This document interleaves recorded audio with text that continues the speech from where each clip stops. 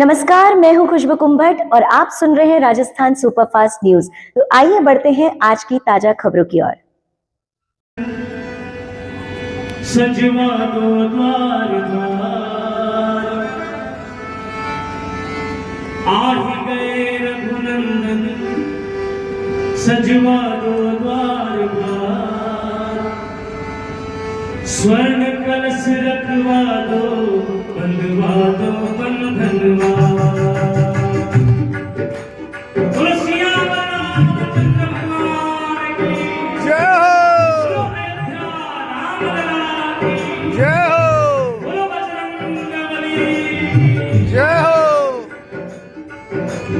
आ ही गए रघुनंदन। सजवा दो द्वार द्वार,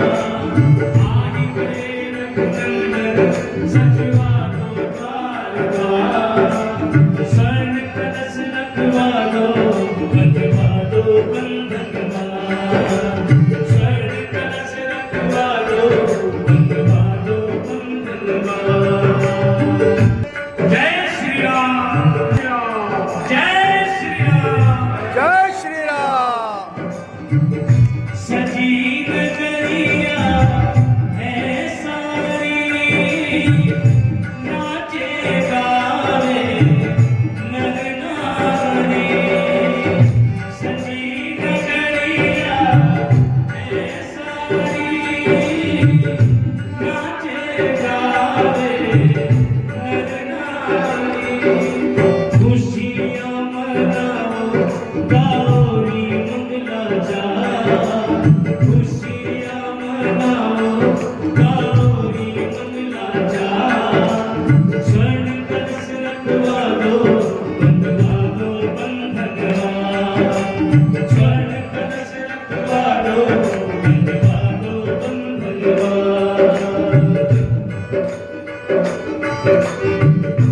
हरि बोल।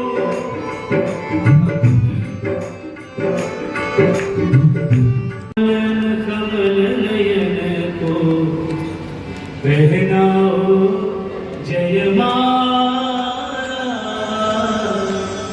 पहनाओ जयमाला। बड़ी सुंदर ध्वनि वहाँ सभी सती सैन्य सीता जी की गाने लगी और सीता जी ने आगे बढ़कर भगवान राम को अपने पति रूप में स्वीकार किया और उनके चरणों में वंदन करने लगी। भगवान राम ने बड़े प्रेम, बड़े आदर से सीता जी को अपने चरणों से उठाया और उन्हें आशीर्वाद दिया। आगे चलकर लक्ष्मण जी का विवाह, सीता जी की लक्ष्मण भरत शत्रुघ्न सबका विवाह जनकपुर में संपन्न। राजा दशरथ बड़े प्रसन्न हुए, अयोध्यावासी बड़े प्रसन्न हुए। राम जी अपनी भार्या को लेकर अयोध्या में पहुंचे। अयोध्या में उस दिन बड़ा भारी उत्सव मनाया गया।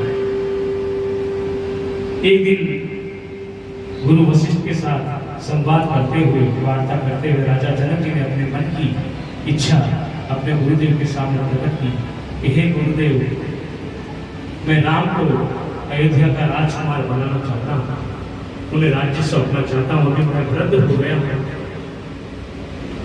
आप उनके राज तिलक का कोई शुभ मुहूर्त निकालिए। गुरु वशिष्ठ ने उनके राज्याभिषेक का मुहूर्त निकाला, लेकिन होनी को कौन डाल सकता है? होनी हम मनुष्य तो क्या, भगवान को भी नहीं छोड़ते। कर्म सबके पीछे बंधे हुए होते हैं और भगवान को स्वयं लीलाधारी है। वो तो लीला करने के लिए ही अयोध्या में उन्होंने अवतार लिया था। उन्होंने एक और लीला की और माता कैकेयी को जब पता चला कि राम का राज्याभिषेक होने वाला है, बड़ी प्रसन्न हुई एक बार पर। लेकिन उनकी दासी मंथरा जो बड़ी कुटिल थी, उसने कैकेयी के मस्तिष्क में इतनी भ्रांतियां उत्पन्न कर दी, इतना लोभ भर दिया कि कैकेयी कोप भवन में जाकर बैठ गई। जब राजा दशरथ कैकेयी के महल में गए तो मंथरा ने कहा कि वो आपसे नाराज है और कोप भवन में बैठी। कोप भवन कहते हैं कि घर में कोई ऐसा कमरा हम तो नहीं बनाते, उस समय बनता है कि कोई अगर नाराज हो जाए तो कमरा बंद करके, दरवाजा बंद करके उस कमरे में जाकर बैठ जाता है। बोलते कुछ नहीं थे, तब घर वाले समझ जाते थे कि घर में किसी से नाराज है, उसको कोप भवन कहते हैं। ऐसे ही एक कक्ष अयोध्या में बना हुआ था, उस कक्ष में कैकेयी बैठी थी। जैसे ही दशरथ जी गए, बड़े प्रेम से कहने लगे, अरे रानी तुम यहाँ क्या बैठी हो, क्या कोई नाराजगी है? कैकेयी ने कहा, नहीं महाराज, मैं आपसे कुछ मांगना चाहती हूँ। दशरथ जी उस समय बड़े प्रसन्न थे क्योंकि राज्याभिषेक होने वाला था राम का। तो प्रसन्नता में कहने लगे, हाँ हाँ मांगो देवी, क्या मांगना चाहती हो, मैं तुम्हें सब कुछ देने के लिए तैयार हूँ। कैकेयी कहने लगी, हे नाथ वचन दे रहे हो? कहा, फिर वही बात कही, रघुकुल रीत सदा चली आई, प्राण जाए पर वचन न जाए। मैं प्राण दे दूंगा लेकिन अपना वचन नहीं तोड़ूंगा। कैकेयी ने कहा, हे नाथ मैं आपसे 2 वचन मांगना चाहती हूँ, जो देवासुर संग्राम में आपने मुझे कहा था, कभी जब तुम्हारी इच्छा हो तब तुम मांग लेना।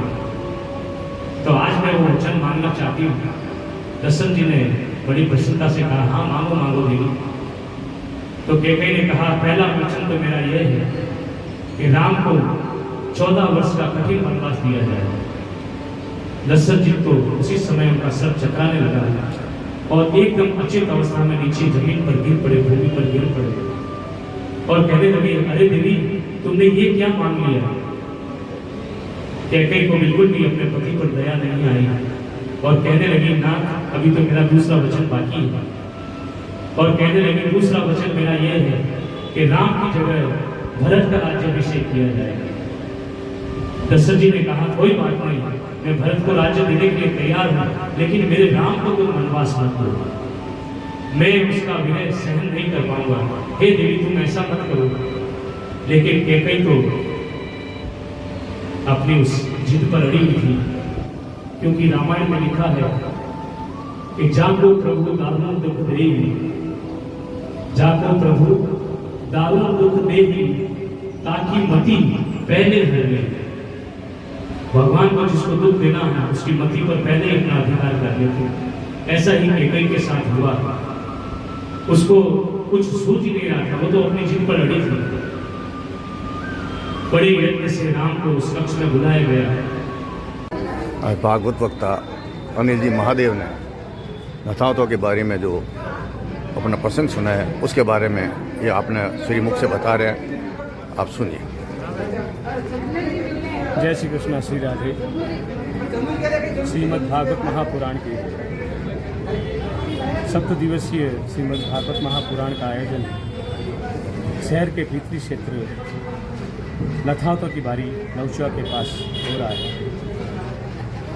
श्रीमद् भागवत महापुराण का आज 3 दिवस था और आज की कथा के प्रसंगों में भगवान ने किस किस प्रकार अवतार लेकर व्यक्तियों का संहार किया, भक्तों की रक्षा की, उनकी कथाओं का आज वाचन किया गया, जिसमें भगवान का वामन अवतार, भगवान नरसिंह अवतार में किस प्रकार बहुत कैलाश के काम बचाते हैं और आगे चलकर भगवान सूर्य वंश में भगवान राम का जन्म किस प्रकार होता है, किस प्रकार भगवान मर्यादा पुरुषोत्तम राम अपनी जीवन लीला चलाते हैं और किस प्रकार रावण इत्यादि आदि दैत्यों का संहार कर पुनः अयोध्या लौटते हैं और राम राज्य की स्थापना करते हैं। आज की कथाओं में यह प्रसंग बताया गया। कल की कथा में चंद्रवंश में श्री कृष्ण ने अवतार लिया था, उसकी कथाओं का प्रसंग रहेगा। कल कथा में दोपहर 1 बजे कृष्ण जन्मोत्सव नंदोत्सव बड़ी धूमधाम के साथ भक्तों के साथ मनाया जाएगा। आप सभी भागवत प्रेमी उस नंद उत्सव में, उस आनंद उत्सव में, उस भागवत महापुराण कथा में सभी प्रभु भक्त भागवत सादर आमंत्रित हैं। जय श्री कृष्ण, जय श्री कृष्ण, जय राम।